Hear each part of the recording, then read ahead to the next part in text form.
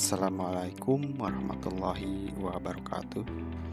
Di video pertemuan yang kedua ini di mata kuliah Mobile Programming, kita akan membahas mengenai arsitektur sistem operasi Android, yang mana sistem operasi Android saat ini sudah banyak yang menggunakan, ya, mulai dari kalangan menengah ke atas, menengah ke bawah, ya, selain dari sistem operasi iOS. Nah, versi sistem operasi Android, ya, membahas mengenai ini. Android sekarang memang sudah banyak versinya, mulai dari versi yang pertama sampai dengan yang saat ini kita pakai. Ada beberapa macam versi Android, ya. Sistem operasi Android adalah salah satu sistem operasi yang paling populer dan banyak digunakan oleh orang-orang di berbagai dunia, ya. Berbagai versi Android sudah dirilis untuk meningkatkan performanya. Mungkin kita atau misalkan Anda juga seorang yang pengguna Android juga, ya. Menurut StatCounter, pangsa pasar Android di dunia telah mencapai 72,26%. Sedangkan pesaingnya yakni iOS menempati urutan kedua dengan pangsa pasar 27,03%. Nah, salah satu faktor yang menyebabkan Android populer adalah sumber kodenya dirilis secara open source. Dalam hal ini bisa kita gunakan dan bisa kita customisasi, ya. Yang mana kita ketahui ada Android Studio, itu misalkan kita sudah bisa membuat aplikasi Android, ya, untuk aplikasi pengabsenan, absen, penggajian, bahkan e-wallet. Banyak yang sudah menggunakan Android Studio. Sistem Android berawal dari Android Incorporation yang didirikan pada tahun 2003. Nah, kemudian pada tanggal 17 Agustus 2005 itu Google mengakuisisi, ya, Android tersebut. Google dan Android sebagai anak perusahaannya semakin gencar mengembangkan sistem operasi Android untuk digunakan pada perangkat mobile, ya. Dengan mengembangkan platform perangkat seluler dengan menggunakan kernel Linux dari perkembangan Android yang tidak sebentar ini, maka kita bisa belajar bahwa proses adalah hal yang terpenting. Jadi, mulai dari versi pertama sampai dengan saat ini, Google dalam sistem operasi Androidnya sudah mengalami berbagai perkembangan. Google dalam memberikan nama untuk versi Androidnya sangat menarik, ya. Dari mulai Android dirilis untuk komersial selalu diberikan nama yang berkaitan dengan makanan. Hanya saja untuk Android versi terbaru dinamai Android 10 untuk memperingati bahwa Android telah berjalan 1 dekade. Nah, berikut adalah versi-versi Android. Ada versi 1.5, yaitu versi Cupcake, ya. Cupcake merupakan generasi pertama yang dirilis secara komersial, dan berawal dari sinilah Android mulai menggunakan nama makanan kepada setiap versi Androidnya. Nah, beberapa fitur yang dimiliki Android Cupcake ada dukungan rotasi layar secara otomatis, kemudian adanya widget, dan ada keyboard virtual. Yang mana kita ketahui bahwasannya ada rotasi layar otomatis, yaitu layar bisa potret, bisa landscape, tergantung dari perangkat yang kita gunakan. Apakah pada saat kita menonton video kita landscape atau potret pada saat kita memfoto dan lain sebagainya. Kemudian ada widget, ya. Di widget itu biasanya terdapat widget-widget untuk perkiraan cuaca, kemudian berita secara live, ya, di situ, dan berita-berita yang lain. Selanjutnya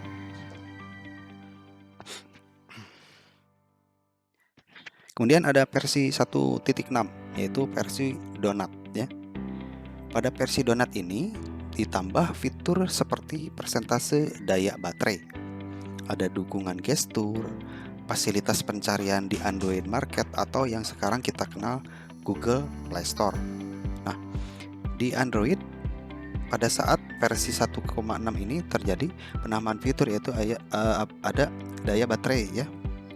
Persentasenya bisa kita lihat berapa persen. Kalau misalkan persentase daya baterainya sudah mulai mau habis, misalkan kita langsung charging, kita charge-nya. Kemudian ada versi 2.0 sampai dengan 2.1, yaitu versi Eclair. Diberi nama Eclair, dan pada versi ini terdapat beberapa fitur seperti multi-touch, ya, live wallpaper, perubahan tampilan antarmuka, dan adanya dukungan browser untuk HTML5. Nah, di Android versi 2.0 ini, misalkan ada salah satu fiturnya yaitu live wallpaper.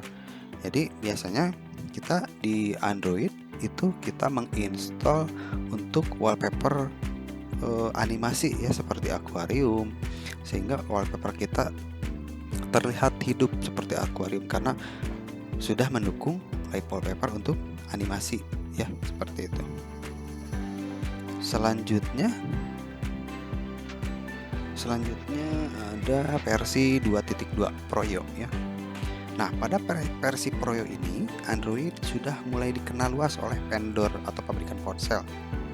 Nah, di versi 2.2 Proyo ini sudah memiliki fitur unggulan seperti dapat memperbesar gambar, sepertinya misalkan dicubit atau di zoom dengan jari juga sudah bisa. Kemudian peningkatan fitur USB tethering, ya. Jadi si handphone kita sudah bisa menjadi hotspot WiFi. Sehingga kalau misalkan rekan kita tidak memiliki koneksi internet, kita di handphone kita tinggal mengaktifkan fasilitas tethering, ya, sebagai hotspot. Jadi orang lain bisa terhubung ke internet melalui ponsel kita. Nah, selanjutnya ada versi 2.3 Gingerbread, ya, dirilis pada tanggal 6 Desember 2010. Pada fitur ini ada fitur tambahan yaitu NFC. Yang mana kita ketahui NFC ini adalah fitur biasanya misalkan kita punya kartu e-tol, ya, electronic toll, kita mau melakukan isi saldo, top up, kita bisa menambah saldo hanya dengan menempelkan kartu e-tol ke perangkat handphone kita. Kemudian kita aktifkan fitur NFC-nya, kita top up saldo, misalkan menggunakan Mandiri Banking, ya. Biasanya saya menggunakan Mandiri Banking untuk melakukan NFC ini. Kita top up saldonya, kemudian kita tentukan jumlahnya, misalkan 100.000, masukkan PIN, langsung masuk ke e-tol, ya. Jadi tidak perlu khawatir kalau misalkan ada rekan-rekan yang sering masuk keluar tol atau misalkan masuk ke parkir otomatis yang harus menggunakan fasilitas e-tol itu, kita tidak perlu ke Indomaret, kita tidak perlu ke Alfamart, kita bisa menggunakan fitur NFC ini di perangkat smartphone kita, ya. Nah, selanjutnya ada versi 3.0, ada Honeycomb. Di versi 3.0 ini, ya, fitur yang dimiliki Android Honeycomb seperti dukungan prosesor, ada multi-core, dukungan obrolan video dengan Google Talk, ya, dan percepatan saat berpindah aplikasi yang sedang berjalan. Nah, di versi yang ketiga ini sudah mengalami perkembangan cukup bagus, ya, dengan adanya fitur obrolan video dengan Google Talk, ya. Tapi untuk waktu dulu itu Google Talk jarang sekali digunakan, ya, meskipun ada beberapa orang yang menggunakan, karena di versi 3.0 ini khususnya fitur Google Talk beberapa orang masih menggunakan BBM, BlackBerry Messenger, dibandingkan menggunakan Google Talk, ya, seperti itu. Meskipun dulu saya pernah pakai tuh Google Talk untuk komunikasi dengan teman saya atau rekan saya, tapi tetap masih untuk ketertarikan orang itu masih rendah untuk menggunakan Google Talk dibanding menggunakan BlackBerry Messenger. Nah, kemudian ada versi 4.0, ada Ice Cream Sandwich, ya. Nah, di versi 4 ini selain fitur yang sebelumnya ada di Honeycomb, juga ada penambahan fitur lain seperti perbaikan antarmuka dan kustomisasi widget. Nah, di sini antarmukanya lebih bagus, lebih smooth, dan kemudian kustomisasi widget widget-widget bisa kita custom ya, bisa kita ganti, kita rubah dan lain sebagainya, hingga nantinya akan memberikan kenyamanan pengguna yang lebih bagus dibandingkan versi yang sebelumnya. Seperti itu. Kemudian ada versi 4 Jelly Bean. Nah, di sini juga ada fitur terbaru yang disematkan ya, yaitu keyboard yang bisa dikustomisasi oleh user atau oleh pengguna, dan dukungan gestur pada keyboard. Kemudian ada UI yang lebih smooth ya. Ini lebih bagus lagi dibanding versi yang sebelumnya. Dukungan tampilan nirkabel, widget yang bisa diatur dan disesuaikan ukurannya. Jadi si widget misalkan widget untuk WA, misalkan kita simpan widgetnya di layar handphone. Jadi setiap kali ada yang WA, kita bisa lihat tuh tanpa kita membuka WA misalkan ya. Kemudian apalagi tuh, keyboard juga kita bisa ganti ya. Misalkan sebelumnya kita menggunakan keyboard QWERTY, kita bisa menggunakan keyboard dari bawaan. Misalkan ada aplikasi-aplikasi di luar bawaan dari handphone itu sendiri, kita bisa menggunakan keyboard bawaan dari mBanking BCA kan. Kalau misalkan kita menginstall mBanking BCA, itu keyboard handphone itu bisa kita ganti menggunakan keyboard banking BCA. Jadi secara ada pintasan langsung yang lebih cepat untuk melakukan transfer, mutasi ya, lihat saldo juga bisa seperti itu. Kemudian di versi 4 itu ada versi KitKat ya, versi 4.4 ada versi KitKat. Pada versi ini Android meningkatkan optimalisasi dengan memberikan fitur yang lebih baik. Beberapa fitur yang dibawa Android KitKat seperti adanya fitur Web View yang berbasiskan Chromium ya, pengoptimalan kinerja terhadap perangkat dengan spesifikasi rendah. Kemudian ada dukungan sensor basis dan step detektor ya. Jadi di versi 4.4 KitKat ini mungkin dulu pernah ada yang dengar untuk Web View ya, jadi aplikasi Android yang bisa dibuka di web browser ya, seperti itu. Nah, kemudian versi 5.1 ada versi Lollipop. Nah, pada versi Android ini tidak hanya menjadi sistem operasi pada perangkat smartphone ya. Jadi di versi 5.0 ini di Lollipop tidak hanya menjadi SO di smartphone saja, tapi sudah mendukung ke Android TV. Jadi SO-nya sudah meningkat untuk sistem operasi TV ya, dan juga Google Fit. Bahkan di handphone juga sudah masuk ke situ ya. Jadi ada handphone keluaran Samsung yang OS-nya sudah Android seperti itu. Selanjutnya beberapa fitur yang ditambahkan pada versi ini adalah user interface yang mengikuti desain Google, yaitu material design dan fitur factory reset protection untuk menjaga smartphone agar tidak di-reset apabila hilang. Nah, di sini di versi 5.0 itu juga sudah ada perkembangan mengenai user interface, tampilan dari desain-desain atau tampilan-tampilan dari aplikasi yang ada di smartphone.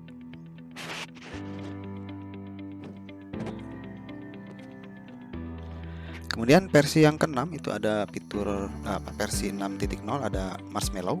Ada fitur yang dibawa oleh versi Android Marshmallow adalah dukungan sensor sidik jari untuk mengakses smartphone. Nah, di sini kalau misalkan kita mau membuka akses handphone kan biasanya suka ada yang dikunci tuh layarnya. Kita tidak perlu menggunakan kode atau menggunakan pola ya, kita cukup hanya menggunakan sidik jari, entah itu jempol, telunjuk dan lain sebagainya ya. Nah, kemudian di versi 7 itu ada versi Nougat ya. Versi Nougat berfokus pada peningkatan performa user interface sehingga lebih intuitif dan penggunaan aplikasi secara bersamaan lebih banyak pada fitur multi window. Nah, di sini di versi yang 7.0 ini kita bisa melakukan multitasking ya.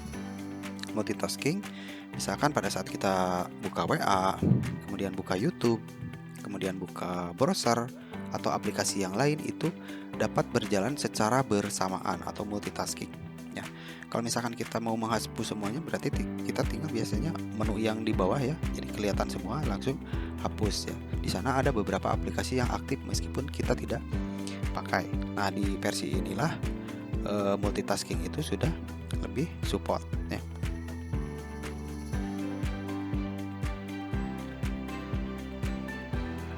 Kemudian untuk user interface kemudian untuk versi 8.0 yaitu Oreo. Di sini user interface pada Android Oreo lebih simple agar memudahkan dalam mengakses aplikasi. Nah, di versi ini tersedia fitur-fitur seperti autofill ya, yang memberikan kemudahan dalam mengisi formulir ya. Mungkin rekan-rekan pernah mengisi salah satu aplikasi kemudian atau mengisi di Google Formulir atau di aplikasi lain, mengisi biodata, mengisi misalkan nomor-nomor penting di situ. Di fitur tersebut sudah mendukung autofill. Jadi pada saat kita mengetikkan di text file paling atas misalkan nama kita, alamat, itu secara otomatis ke form bawahnya sudah menyesuaikan berdasarkan data pertama yang telah kita input di waktu yang berbeda. Seperti itu ya. Jadi versi fitur autofill ini sangat membantu ya, terkecuali kalau misalkan kita dipinjamkan handphonenya ke orang lain, itu akan sangat beresiko ya. Kalau misalkan kita mengisi informasi kartu kredit kan, kalau orang lain tahu kan lumayan beresiko ya. Nah, kemudian di versi 9 itu ada versi Pi. Nah, fitur unggulan yang dimiliki oleh versi Pi ini adalah kemampuan artificial intelligence atau kecerdasan buatan. Nah, dengan fitur AI smartphone, kita akan menganalisa dan mempelajari pola pemakaian menggunakan smartphone. Selain itu, fitur lain yang diusung seperti adaptive brightness yang akan menyesuaikan kecerahan layar secara otomatis ya, dan dukungan pada ponsel bezel-less ya. Misalkan di sini saya menggunakan Samsung Note 8 ya. Di sana sudah ada fitur adaptive brightness. Jadi pada saat saya berada di luar rumah atau misalkan di lapangan ya, yang sinar mataharinya cukup tinggi, itu layar handphone otomatis menjadi cerah ya, cerah. Terus kemudian saya pindah masuk ke rumah misalkan atau ke ruangan yang pencahayaannya redup, itu cahaya dari layar handphone juga akan mengikuti suasana ya, jadi redup juga seperti itu. Nah, selanjutnya ada versi 10 Android 10. Nah, versi Android terbaru diberi nama Android 10 untuk memperingati bahwa Android telah mencapai 1 dekade secara komersial. Versi Android 10 lebih berfokus pada penyempurnaan mode malam atau gelap serta peningkatan fitur sound amplifier untuk mengatur kualitas audio. Nah, di sini di versi 10 ini sudah ada beberapa fitur yang bagus ya. Misalkan pada saat malam itu kita bisa mengaktifkan mode malam sehingga pada saat kita melihat ponsel itu tidak silau ya, menjadi ramah di mata seperti itu. Tapi pada saat siang hari si mode malamnya menjadi tidak aktif dan aktif normal kembali untuk siang hari. Seperti itu. Selanjutnya kita ke lingkungan software ya. Android Studio adalah lingkungan pengembangan terpadu atau Integrated Development Environment (IDE) untuk pengembangan aplikasi Android berdasarkan IntelliJ IDE ya, IDE. Selain merupakan editor kode IntelliJ dan alat pengembangan yang berdaya guna, Android Studio menawarkan fitur lebih demi meningkatkan produktivitas saat membuat aplikasi ya.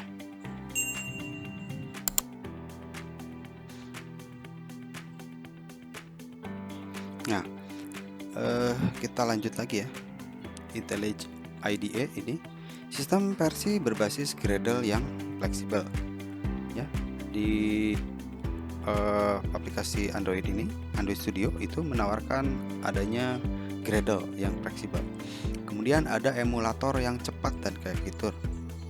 Kemudian lingkungan yang menyatu untuk pengembangan bagi semua perangkat Android. Kemudian ada template kode dan integrasi GitHub untuk membuat fitur aplikasi yang sama dan mengimpor contoh kode ya maksudnya. Nah, saya jelaskan sedikit saja ya. Jadi di Android Studio itu sudah mendukung Gradle. Jadi pada saat kita melakukan running aplikasi di Android Studio itu nanti ada Gradle yang akan mengenerate kode kita ya, kode program kita. Nanti kalau misalkan ada error atau ada bug, nanti akan diperlihatkan tuh letak kesalahannya apa, kemudian apa yang harus diperbaiki dan lokasinya di mana kesalahan tersebut. Kemudian ada emulator. Emulator itu yaitu pada saat kita menjalankan aplikasi pada saat kita menjalankan aplikasi yang kita buat di Android Studio, maka ada fitur untuk emulator. Jadi si emulator ini menampilkan seperti halnya kita di smartphone ya. Bagaimana pada saat aplikasi kita di running di smartphone-nya seperti apa nanti tampilannya. Kemudian nanti kita bisa lakukan uji coba ya, seperti itu. Sebelum kita build ke build APK-nya, jadi kita lakukan pengujian menggunakan emulator. Kemudian apalagi tuh? Mendukung GitHub. Jadi pada saat kita sudah membuat kode program untuk Android Studio, kita juga bisa mengekspor kode program tersebut atau menyimpan kode program tersebut ke GitHub. Jadi orang lain bisa melihat, bisa mendownloadnya juga ya. Jadi suatu saat misalkan kita ganti laptop, ganti perangkat, kita butuh source code-nya, kita tinggal download di GitHub. Kemudian apa lagi ya? Saya skip lah, nanti rekan-rekan bisa baca lebih lanjut lagi. Nah, persyaratan sistem untuk Windows ya. Windows untuk versi Windows 7, 8, Windows 10 untuk 64 bit. Kemudian RAM minimum 4 GB. Tapi disarankan 8 ya. Nah, untuk emulatornya juga kita sudah harus memperhatikan juga ya, harus menyediakan 1 GB untuk kita menjalankan Android emulator. Cuman saya biasanya pakai yang 16 GB ya. Yang 8 juga masih bisa sebenarnya, tapi kalau misalkan kita menggunakan spek yang 16 GB kemudian kita menjalankan Android Studio itu ringan ya, enak. Jadi tidak terlalu ngelag terlalu lama dan lain sebagainya. Karena kalau kita misalkan menginstal Android Studio menggunakan RAM yang 4 GB itu lumayan ngelagnya rada lama ya, agak lama. Kemudian ruang disk minimum tersedia harus 2 GB, disarankan 4 GB ya. 500 GB untuk IDE tambah 1,5 GB untuk Android SDK dan gambar sistem emulator. Kemudian resolusi layar minimum 128 x 800 ya. Kemudian untuk macOS nih. Untuk macOS bisa untuk versi 10.10 atau Yosemite atau lebih baru atau HP ya. Kemudian kalau saya menggunakan Catalina ya. Kalian juga bisa menggunakan Big Sur, bisa ya. Coba saja, tapi biasanya kalau di Big Sur ada beberapa bug ya. Kalau di Catalina yang saya rasakan masih stabil. Kalau misalkan ada bug juga ada beberapa di forum untuk memperbaikinya. Kemudian RAM minimum 4 GB ya. Tapi tetap disarankan 8 GB, apalagi 16 GB ya, dan lain sebagainya. Di sana informasinya hampir sama. Kemudian Linux ini spesifikasi untuk Linux ya. Kemudian arsitektur sistem operasi Android. Sistem operasi Android memiliki beberapa lapisan atau layer yang merupakan komponen sistem Android. Nah, setiap lapisan tersebut menghimpun beberapa program yang mendukung fungsi-fungsi spesifik dari sistem operasi.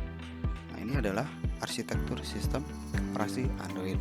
Ada sistem app ya.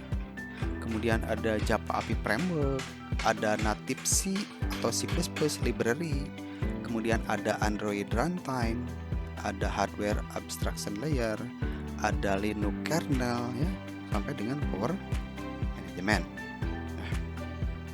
Nanti di bagian-bagian tersebut ada sub-sub bagian ya. Nah, misalkan Linux kernel. Fondasi platform Android adalah Linux kernel atau kernel Linux. Sebagai contoh misalkan Android Runtime. bergantung pada kernel Linux untuk fungsionalitas dasar seperti 3D threading dan pengelolaan memori tingkat rendah. Menggunakan kernel Linux memungkinkan Android untuk memanfaatkan fitur keamanan ini. Ini warna biru adalah pada saat kita klik itu nanti ada akan link ke halaman Android developer langsung ya. Jadi nanti penjelasannya sebenarnya ada di sana. Bisa rekan-rekan lihat lebih lanjut. Oke, kita lanjut lagi. Menggunakan kernel Linux memungkinkan Android untuk memanfaatkan fitur keamanan ini dan memungkinkan produsen perangkat untuk mengembangkan driver perangkat keras untuk kernel yang cukup dikenal. Nah, kemudian ada hardware abstraction layer atau HAL ya, memberikan antarmuka atau user interface standar yang mengungkap kemampuan perangkat keras, kemudian perangkat ke kerangka kerja API Java yang lebih tinggi. Hal ini maksudnya hardware abstraction layer (HAL) terdiri atas beberapa modul libraries ya. Masing-masing menerapkan antarmuka untuk komponen perangkat keras tertentu. Seperti ada modul kamera, ada Bluetooth ya. Jadi pada saat kita menggunakan Android kan HP misalnya sistem operasi Android kan biasanya support ada untuk kameranya seperti apa, Bluetoothnya seperti apa ya. Nah kemudian ketika API kerangka kerja melakukan panggilan untuk mengakses perangkat keras, maka sistem Android membuat modul pustaka atau modul libraries untuk komponen perangkat keras tersebut. Nah kemudian ada Android Runtime. Untuk perangkat yang menjalankan Android versi 5.0 API level 21, ini biasanya ada di emulator ya. Jadi pada saat kita menggunakan emulator, kita harus memilih API levelnya mau API level berapa ya. Perlu kita ingat bahwasannya untuk API level itu bergantung pada OS atau level-level API level yang sedang trending atau bisa bukan trending, maksudnya support atau dan banyak digunakan. API kira-kira versi berapa tuh Android yang banyak digunakan oleh user saat ini ya dibandingkan user-user yang jarang digunakan ya. Maksudnya kan ada beberapa versi tuh di Android. Jadi pada saat kita membuat aplikasi Android di Android Studio itu nanti kita akan membuat emulatornya kan. Nah di emulator itu nanti kita harus memilih API levelnya. Nanti di situ ada penjelasan lebih lanjut. Misalkan untuk API level 21 itu penggunanya berapa persen ya. Kemudian ada lagi API level di bawah 21 itu penggunanya berapa persen. Nah, kita melihat berapa persen yang paling banyak itu API level tersebutlah yang kita pakai. Seperti itu saran saya ya. Harus dibuka Android Studio-nya soalnya. Nah, setiap aplikasi menjalankan proses masing-masing dengan tahap Android Runtime atau ART. ART ditulis untuk menjalankan beberapa mesin virtual pada perangkat bermemori rendah dengan mengakses file DEX. Format bytecode yang dirancang khusus untuk Android yang dioptimalkan untuk footprint memori minimal. Kemudian buat rantai aplikasi misalkan ada Jack, mengumpulkan sumber Java ke bytecode DEX yang dapat berjalan pada platform Android.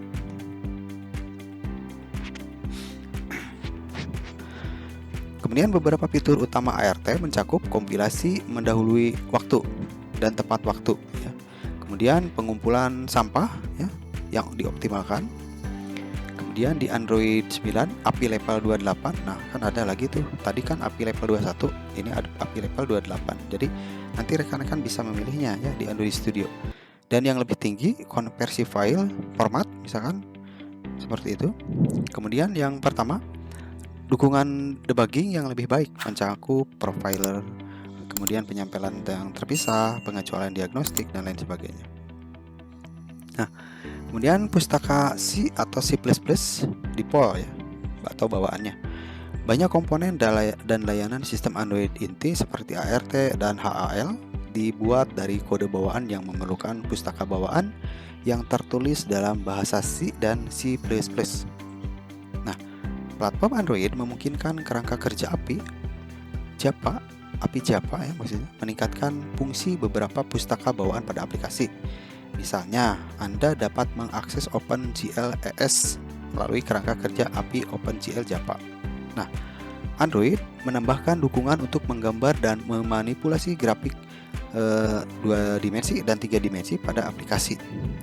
Nah, jika kita mengembangkan aplikasi yang memerlukan kode C atau C++, Anda dapat menggunakan Android NDK ya untuk mengakses beberapa pustaka platform bawaan langsung dari kode. Nah, kerangka kerja API Java yaitu keseluruhan rangkaian fitur pada Android sistem operasi Android yang tersedia untuk Anda melalui API yang ditulis dalam bahasa Java. Ya, API ini membentuk elemen dasar yang harus dibuat pada aplikasi Android dengan menyederhanakan penggunaan ulang inti ini. Nah, komponen layanan sistem modular yang mencakup berikut. Misalkan yang pertama ada tampilan sistem yang kaya dan luas, jadi kita dapat menggunakan untuk user interface aplikasi, termasuk ada daftar isi, kotak teks, tombol, dan lain sebagainya. Kemudian ada pengelolaan sumber daya, memberikan akses ke sumber daya bukan kode seperti string yang dilokalkan, grafik, dan file layout ya. Kemudian ada pengelola notifikasi yang mengaktifkan semua aplikasi guna menampilkan lansiran khusus pada bilah status, ada SMS, ada notifikasi, dan lain sebagainya. Kemudian pengelola aktivitas yang mengelola siklus hidup aplikasi dan memberikan backstack navigasi yang umum. Kemudian penyedia materi yang memungkinkan aplikasi mengakses data dari aplikasi lainnya seperti aplikasi kontak atau untuk berbagi data milik sendiri. Nah, kemudian aplikasi sistem. Android dilengkapi dengan serangkaian aplikasi inti untuk email, SMS, kalender, browsing internet, kontak, dan lain-lain. Aplikasi yang disertai dengan platform tidak memiliki status khusus pada aplikasi yang pengguna ingin install. Jadi, aplikasi pihak ketiga dapat menjadi browser web utama, pengolah SMS, atau bahkan keyboard utama ya. Nah, aplikasi sistem berfungsi sebagai aplikasi untuk pengguna dan memberikan kemampuan kunci yang dapat diakses oleh developer dari aplikasi mereka sendiri. Misalnya, jika aplikasi kita ingin mengirimkan pesan SMS, maka kita tidak perlu membangun fungsi tersebut ya.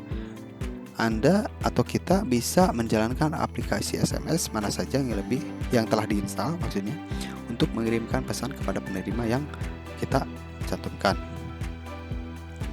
Nah, mungkin hanya itu saja sedikit penjelasan mengenai arsitektur sistem operasi Android.